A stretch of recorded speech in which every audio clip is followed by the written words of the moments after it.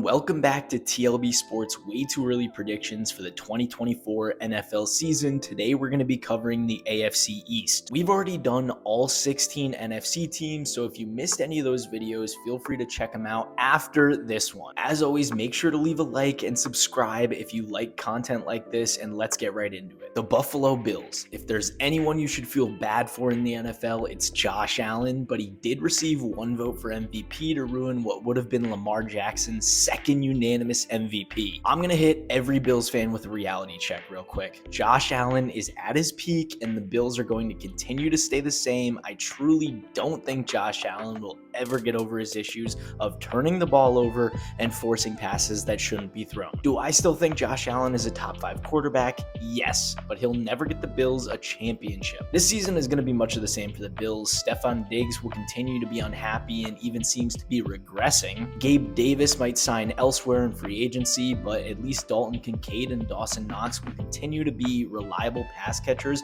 whenever the ball isn't intercepted. I would also like to believe the run game will be utilized even more, considering how successful it's been with James Cook this past season. I also believe the switch at offensive coordinator is a huge credit to their midseason comeback to make the playoffs. It just seemed like Ken Dorsey wasn't able to utilize the weapons like Joe Brady has, and he got the run game super involved. The Bills also had a top 3 defense this past season, and hopefully they can stay somewhere in the top 5 to help the Bills win games and to help keep Josh Allen from attempting to play hero ball. I will give Allen credit though. He seemed to slightly improve in avoiding hits and protecting his body. Another thing to note with the Bills is what happens to Von Miller. If he's somehow traded to a willing team, the Bills can save $17.5 million in cap space. Miller was basically useless in the 14 games he played this season, recording 0 sacks.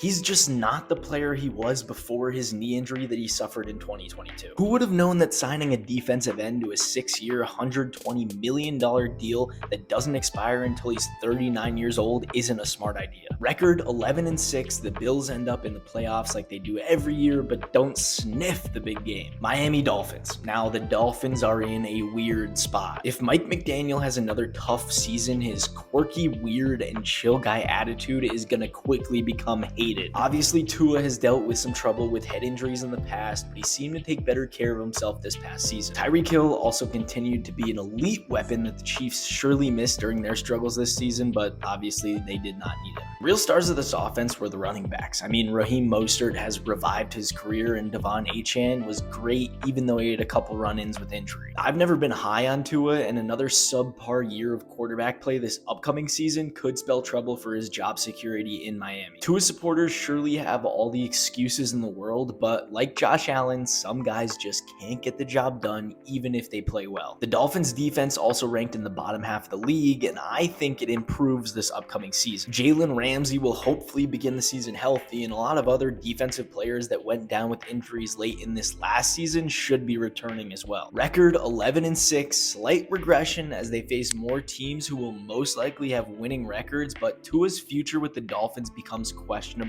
at best. New England Patriots. The dynasty is officially over. No more Brady, no more Bill Belichick. Gronk and Edelman are retired and hanging out in hot tubs together. What was once a force so strong and was only able to be stopped by Eli Manning and Nick Foles now ceases to exist. I think the Patriots are turning a new page, which is actually a really good thing. They were trying to hang on to the way things used to be done, and it just doesn't work when you try to make a quarterback who isn't Tom Brady be Tom Brady. Mac Jones might not be the best quarterback, but he's never been surrounded with good receivers. If the Patriots decide to move off of Mac Jones, I believe he'll find a good home and become at least an average quarterback. Do I think the Patriots stick with Mac Jones? I don't know, but if they do and get him at least one half-decent receiver, he can at least attempt to win games. For the Patriots as a whole, it's going to take some time to be a good NFL team again. At least Gerard Mayo has been part of the organization and also sees the game in a different light than Bill Belichick did, which is a good thing. Gerard has made it a point that him and the Patriots are ready to burn some cash and compete, and I think he's being honest about that. Whatever they end up doing at quarterback, it won't matter unless they decide to invest in offensive weapons. Record 5-12, they still end up last in the AFC East, but it's the first season in beginning to modernize the Patriots. New York Jets, get excited if you're a Jets fan because it's the season you've been waiting for. It feels like yesterday I watched Aaron Rodgers jog out onto MetLife Stadium carrying an American flag for week 1 of Monday Night Football, and little did I know,